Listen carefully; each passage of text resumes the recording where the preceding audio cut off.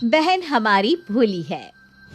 फटे पुराने कपड़ों में महेश एक थैला लिए बैंक से बाहर आता है।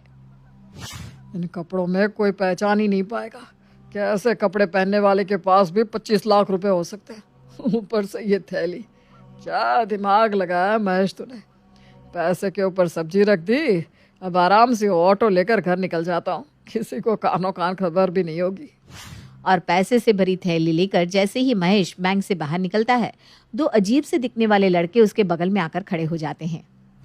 नोटों पर धनिया रखकर हमें बनाता है, इसकी चटनी निकाल तो जरा चंगू। चंगू महेश को बीच रास्ते पर धक्का देकर उसके हाथ से पैसे की थैली खींचते हुए आगे भाग जाता है।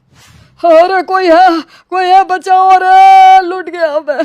मेरे पूरे जीवन की पूंजी लेकर भाग गए वो लड़के। महेश मदद की गुहार लगा रहा था और सभी वहां खड़े तमाशा देखते रहते हैं, पर वहां उसकी मदद के लिए कोई नहीं आता।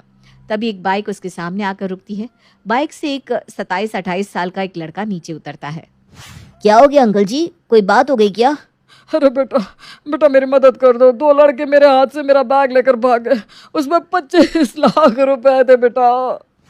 ये सुनते ही गोविंद अपनी बाइक स्टार्ट करता है और 15 मिनट बाद उन दोनों गुंडों को पीटता हुआ महेश के सामने लाकर उनके पैरों पर गिरा देता है। आपने पहले क्यों नहीं बताया अंकल जी कि आपने इतना तगड़ा बॉडीगार्ड रखा हुआ है? इतना मारा है इस आदमी ने मुझे, बाबा रे। ऐसे कोई तोड़ता है क्या किसी को 25 लाख के लिए? मेरे 1 करोड़ के शरीर की वाट लगा दी। ये लीजिए आपकी थैली। मेरे पास ये 20 रुपये है, ये भी रख लीजिए। माफ कीजिए भाई साहब, बहुत बड़ी गलती हो गई है। बहुत बुरा मारते हैं ये।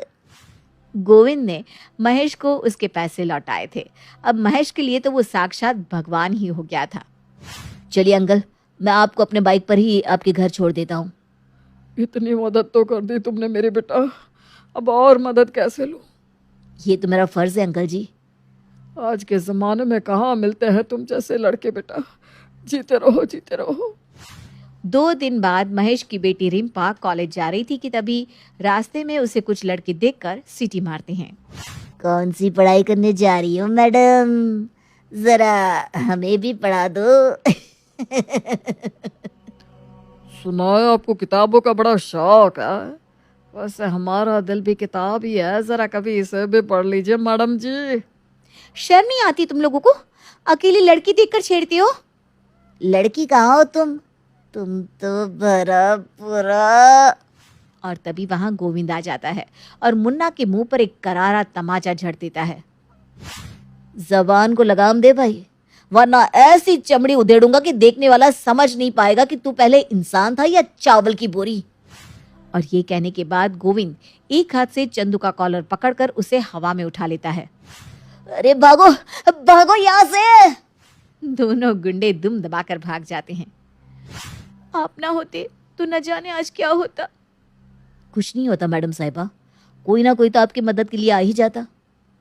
मेरी कॉलेज के सारे लड़के खड़े हैं यहाँ, उनमें मेरे दोस्त भी हैं, पर उनमें से कोई भी मुझे बचाने नहीं आया। आप आए, thank you so much mister stranger. Mister stranger नहीं, मिस्टर गोविंद कहिए मैडम साहिबा। गोविंद से मिलने के बाद से रिम्पा के चेहरे पर अलग ही मुस्कान देखी जा सकती थी। कॉलेज के बाद रिम्पा जब घर लौटती है तो खुद ही खुद मुस्कुराती जाती है। हुआ क्या है, कुछ बताएगी भी? कुछ तो है जो तू छुपा रही है। सुबह से देख रहा हूँ खुद ही खुद में मुस्कुरा रही है। कोई मिल गया है क्या तुझे? क्या भैया, तुम भी ना, ऐसा कुछ भी नहीं है। रात को खाने के टेबल पर अब आप ना जल्द से जल्द रिम्पा के लिए लड़का देखना शुरू कर दीजिए। अगले महीने इसकी डिग्री कंप्लीट हो जाएगी। अभी से लड़का देखना शुरू करेंगे तब तो 6 महीने साल भर में कोई अच्छा लड़का मिलेगा। अरे कहाँ है कोई अच्छा लड़का हाथ में ममता जी। सब वही है, सामने अच्छा बनना और पीछे पीना खाना। ऐसी ऐसी हरकतें हैं लड़कों की कि क्या बताओ। लड़का तो गोविंद जैसा होता है, वैसा लड़का मिल जाए तो मैं तो अभी के अभी रिम्पा की सगाई उससे कर दूं। क्या नाम बताया पापा आपने? गोविंद? कैसा इत्तेफाक है, आज कॉलेज जाने के रास्ते में कुछ लड़कों ने मुझे छेड़ा और वहां जिस लड़के ने मुझे बचाया उसका नाम भी गोविंद ही था। तो ये और कोई नहीं, वही लड़का होगा। भगवान संजोग बना रहे हैं ममता जी।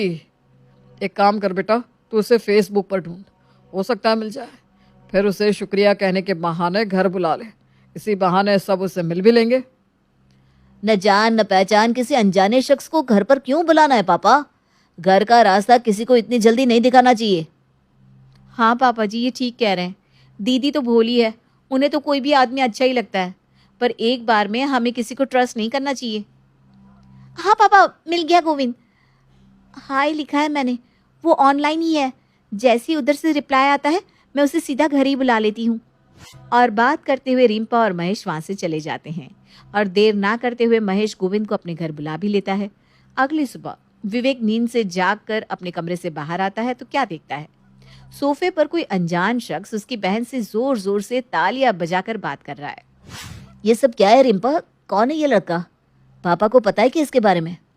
और तभी हाथ में चाय का कप लिए गले पर गमछा लटकाए महेश किचन से बाहर आता है। अरे बेटा, यही है वो भला इंसान जिन्होंने हमारे 25 लाख बचाए थे। उन्हीं पैसे से आज हमारा बिजनेस बचा है। अच्छा ये तो बताओ गोविंद, क्या करते हो तुम? फिलहाल तो कुछ नहीं अंकल, इस शहर में आवारा काम की तलाश में घूम रहा हूँ। ना घर है ना ठिकाना।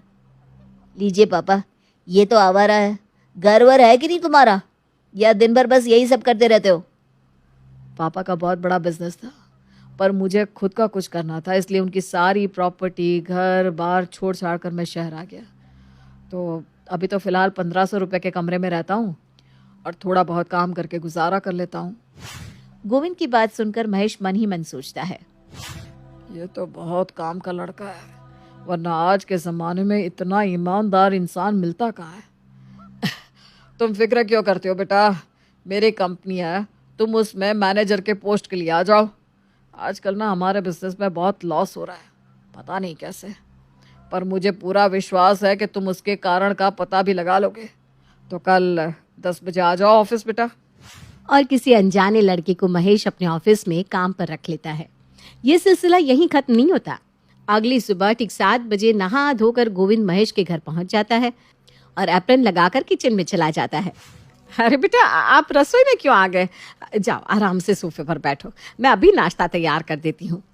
ये क्या बात हुई आंटी जी, मेरे होते हुए भी आप काम करेंगी? कल जब मैं घर से जा रहा था तो मैंने देखा था किस तरह आप लंगड़ा कर चल रही थी। आपको घुटने का दर्द है ना, इसीलिए कहता हूँ आप किचन का काम मुझ पर छोड़ दीजिए। ऑफिस तो 10 बजे जाना है मुझे। 3 घंटे में मैं सुबह और दोपहर के खाने की तैयारी आराम से कर दूंगा, फिर ऑफिस चला जाऊंगा। गोविंद फौरन सभी के लिए नाश्ता तैयार कर देता है, साथ ही साथ रिम्पा का टिफिन भी पैक करके उसे कॉलेज भी छोड़ने जाता है और फिर वो ऑफिस जाता है। ये सिलसिला रोज का हो गया। 2 महीने बाद रिम्पा के कॉलेज के आखिरी दिन गोविंद कहता है, अभी तो मैं तुम्हें रोज अपने साथ ले आता हूँ। मान लो तुम्हारी नौकरी किसी और शहर में लग गई, फिर कौन तुम्हें लेकर आया जाएगा? और रास्ते में फिर किसी ने छेड़ दिया तुम्हें तो शादी कर लो ना मुझसे, फिर जहाँ जाऊंगी तुम्हें साथ लेकर जाऊंगी। और गोविंद का इंतजार खत्म हो जाता है। रिम्पा की मांग में सिंदूर भरते हुए गोविंद के दिमाग में बस एक ही चीज चल रही थी, ये तुम्हारे मांग का रास्ता ही अब मुझे इस घर की तिजोरी तक लेकर जाएगा रिम्पा। कितनी भोली हो तुम। विदाई के वक्त, कहाँ तुम इतने बड़े घर की लड़की और कहाँ मैं तुम्हारे ऑफिस का एक एम्प्लॉय। हमारी शादी तो हो रही है रिम्पा, पर तुम मेरे एक कमरे के घर में कैसे मैनेज करोगी? वैसे मैंने एक फ्लैट तो ले लिया है, पर उसका कंस्ट्रक्शन पिछले महीने कंप्लीट होगा। मैं तुम्हें किराए के मकान में नहीं ले जाना चाहता। ओ गोविंद, तुम क्यों फिक्र करते हो? जब तक हमारा फ्लैट बनकर तैयार होता है हम पापा के घर में रहेंगे। क्यों पापा? हाँ हाँ बेटा, तुम दोनों का ही तो घर है, जब तक मन करे रहो। ऐसी भूली बहन मेरे ही सर मारनी थी भगवान तुझे। और अगले ही दिन से दामाद जी अपने ससुराल में शिफ्ट हो जाते हैं और फिर गोविंद अपना असली खेल शुरू करता है। ऑफिस में एज ए मैनेजर जाने वाला गोविंद ऑनर की तरह जाकर टेबल पर पैर रखकर अपने जूनियर से कहता है, ग्लास लगा। क्या सर, ग्लास? तुझे ग्लास नहीं पता? बताओ तो, कंपनी के बुक्स में सारे घपले कर लेते और ग्लास का पता नहीं है। मतलब कि सारे घपले तुमने होशो हवाश में किए। देख ले, वैसे ये भी हो सकता है कि तेरा इस कंपनी में आज आखिरी दिन हो, इसलिए मुझे पिलाकर मेरा दिन बना दो, शायद तुझे बचा लूं मैं। हाँ सर, अभी लाया मैं। अरे चखना लेकर आना। सुरीन भागकर गोविंदा के लिए ड्रिंक का अरेंजमेंट करता है। गोविंद अपने कैबिन में पीता जाता है और नशेड़ियों की तरह वहीं बेहोश होकर नीचे गिर जाता है। विवेक उसे पीता हुआ देख लेता है और गुस्से में अपने घर आता है। मुझे पता था गोविंद का असली चेहरा कुछ और ही निकलेगा पापा। आपने उसे अपना सेपरेट केबिन भी दे दिया। पता है वो वहां क्या कर रहा था? पी रहा था वो, और इतनी ज्यादा कि अपने होश में भी नहीं है। समझ में भी आ रहा है भैया आप किसके बारे में बात कर रहे हैं। वो आपके जीजा हैं, जीजा, और जीजा का ओहदा बड़ा होता है। ये हम सब जानते हैं कि गोविंद कितना लॉयल है अपने काम को लेकर। वो कभी ऐसा कर ही नहीं सकता। आने दीजिए रात को उसे। अगर यही बात है तो आज मैं सबके सामने उसे पूछूंगी और सब दूध का दूध और पानी का पानी हो जाएगा। रात को जैसे ही गोविंद घर पर आता है, किसी की कुछ पूछने के पहले ही गोविंद कहता है, कंपनी में सारा घपला सुरीन कर रहा था पापा। आज दोपहर में मैंने ड्रिंक करने का नाटक किया और सुरीन को भी पीने का ऑफर किया और नशे में उसने मुझे सब कुछ बता दिया। सुनो बेटा, ये लो, इसी जीजा पर तुम इतने इल्जाम लगा रहे थे और उसने ही हमारी कंपनी में फ्रॉड करने वाले लड़के को पकड़ा है। पर पापा, पर कुछ नहीं तमाज जी, अब आप हमारी कंपनी के मैनेजर नहीं 25% के शेयर होल्डर हो। मैं नहीं पापा जी, ये सब तो आपका है, रिम्पा का है, विवेक भैया का है। मैं ये कैसे ले सकता हूँ? ये 25% का हिस्सा महेश जी आपको दे नहीं रहे हैं दामाद जी। ये तो आपका हक है। ये सुरीन न जाने कब से हमारी कंपनी में घोटाला कर रहा था। कंपनी की हालत तो इतनी बुरी हो गई थी कि क्या बताएं। अगर आपने ये पता ना लगाया होता तो न जाने हमारी कंपनी का क्या होता। और एक बार फिर गोविंद अपनी चालाकी से सभी का दिल जीत लेता है। तुझे क्या लगा विवेक कि तू इतनी आसानी से मुझे पकड़ लेगा? इतना भी कच्चा खिलाड़ी नहीं हूं मैं। न जाने कितने पापड़ बेलकर तेरी इस पगली बहन को बस में किया है। अब एक बार मुझे इस कंपनी का 50% शेयर मिल जाए, उसके बाद तुझे पता चलेगा कि क्या चीज़ है गोविंद। और अगले दिन से गोविंद और शातिर हो जाता है और फूंक फूंक कर कदम रखना शुरू कर देता है। चलिए घुटने दिखाइए मम्मी जी। अरे बेटा जी, घुटने का आप क्या करेंगे? पूरी रात जाकर आपके लिए लहसुन का तेल बनाया मैंने, इससे आपकी घुटनों पर अच्छे से मालिश कर दूंगा, फिर ना आप दौड़ने लगेंगे मम्मी जी। ये कहकर गोविंद अपनी सास के पैरों पर तेल की मालिश करना शुरू कर देता है। पिछले जन्म में मैंने न जाने कौन से अच्छे कर्म किए थे मम्मी, जो मुझे गोविंद जैसे पति मिले। पुण्य कर्म तो हमारे भी थे बेटा, जो ये हमारे दामाद बनकर आए।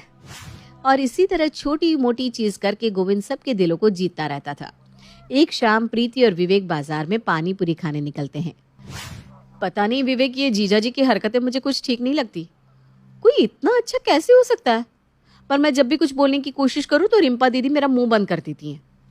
अब तुम्हें क्या बताऊं प्रीति, मैंने भी बहुत सारी चीजें देखी है, पर जब भी मैं उन चीजों को सामने लाता हूँ, पता नहीं कैसे जीजाजी सब चीजों पर पर्दा डाल देते। ऊपर से मेरी बहन इतनी भोली है, उसे तो जिसने जो पट्टी पढ़ा दी उसने पढ़ ली। विवेक और प्रीति बात कर ही रहे थे कि उनकी नजर सामने के पानी पूरी की रेडी पर पड़ती है, जहां वो देखते हैं कि गोविंद किसी लड़की को अपने हाथों से पानी पूरी खिला रहा है। विवेक वहीं छुपकर सब कुछ देख रहा था। गोविंद उस लड़की के साथ पानी पूरी खाने के बाद हाथों में हाथ डालकर आगे निकल जाता है।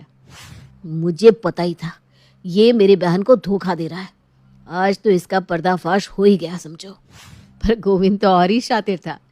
वो सामने की दुकान के शीशे में विवेक को देख लेता है और जैसे ही विवेक अपने घर पहुंचता है तो देखता है कि पहले से ही गोविंद वहां उसी लड़की के साथ बैठा है। यहाँ तक ले आए इसे तुम, और कितना गिरोगे? अरे तो क्या बोल रहा है बेटा, ये तो जीजा की मुंह बोली बहन है। और फिर से गोविंद आबाद बच जाता है। कुछ दिनों बाद महेश अपने ऑफिस के 50% शेयर को अपने दामाद के नाम कर देता है। और फिर क्या था, अब तो गोविंद खुद को अपने ससुराल का मालिक ही समझ रहा था। एक दिन विवेक कहता है, 4 महीने हो गए जीजाजी, अब तक आपका फ्लैट तैयार नहीं हुआ। तैयार तो हो गया है साले साहब, पर मैं सोच रहा हूँ कि इस घर को बेचकर क्यों ना आप लोग भी मेरे फ्लैट के बगल में ही फ्लैट ले लें। आज के ज़माने में ऐसे घर पर कौन रहता है, आप ही बताइए। घर क्यों बेचेंगे हम जीजा जी, ये क्या बात कर रहे हैं आप? स्टैंडर्ड भाभी, स्टैंडर्ड। वहाँ बहुत हाई क्लास लोग रहते हैं, ऐसे ही तो बिजनेस ग्रो होगा। उसी रात खाने के टेबल पर मैंने एक पार्टी देखी है पापा, इस घर को बेच देते हैं। अरे जीजा जी, आप तो हमारे घर के पीछे ही पड़ गए। 15 दिनों बाद कुछ लोग रिम्पा के घर पहुंचते हैं। जी आप लोग? हम ये घर खरीदने आए हैं। क्या? पर ये घर आपको बेचने की बात की किसने? मैंने। ये घर मैंने अपने नाम करवा लिया है मैडम जी। अब आप लोग अपना सामान बांधो और निकलो। ये क्या बोल रहे हैं दामाद जी आप? अरे रे रे रे रे आंटी जी, आपको क्या लगा मैं क्यों आपके घुटनों में तेल लगाता था? क्यों वो 25 लाख रुपए मैंने पहले अपने गुंडों को भेजकर चोरी करवाए, फिर उन्हें वापस लौटाए? क्यों पहले आपकी बेटी को छेड़ने के लिए मैंने गुंडे भेजे और फिर उसे बचाया भी? क्यों मैं आपके घर नौकरों की तरह आप लोगों की सेवा कर रहा था, ताकि आप लोगों का विश्वास मुझ पर आ जाए। और फिर एक दिन मैं इसी भरोसे की आड़ में पापा जी से घर और पूरी प्रॉपर्टी के पेपर्स पर दस्तखत ले लूं, और ऐसा मैंने कल रात कर लिया। तो अब आप सब इस घर से जा सकते हैं, क्योंकि यह घर गोविंद का है, महेश का नहीं। किस पेपर्स की बात कर रहे हो तुम गोविंद? वो पेपर जो तुम्हारे कबर्ड में रखे थे? मैं भी तुम्हारी बीवी हूँ। इतने दिन तुम्हारे साथ रहकर इतनी चालबाजी तो मैं भी सीख गई हूँ। मैंने पहले ही उन पेपर्स को बदल दिया था। तुम्हें क्या लगा मैं अपने भाई के खिलाफ खड़ी होकर तुम्हारा साथ दे रही हूँ तो इतनी बोली हूँ कि मैं तुम्हारी साजिश भी नहीं समझ पाऊंगी? वो पेपर्स मैंने पहले ही बदल दिए थे। इस घर के मालिक आज भी मेरे पापा है और वही रहेंगे। भैया पुलिस को कॉल कीजिए। विवेक फौरन पुलिस को कॉल करता है और ठगी के मामले में गोविंद को जेल हो जाती है। सभी को भोली लगने वाली रिम्पा अपना दिमाग ऐसा लगाती है कि अपने घर को और अपनी सारी जायदाद को बचा लेती है। For more videos, please like, share and subscribe our channel, Love for Cartoons.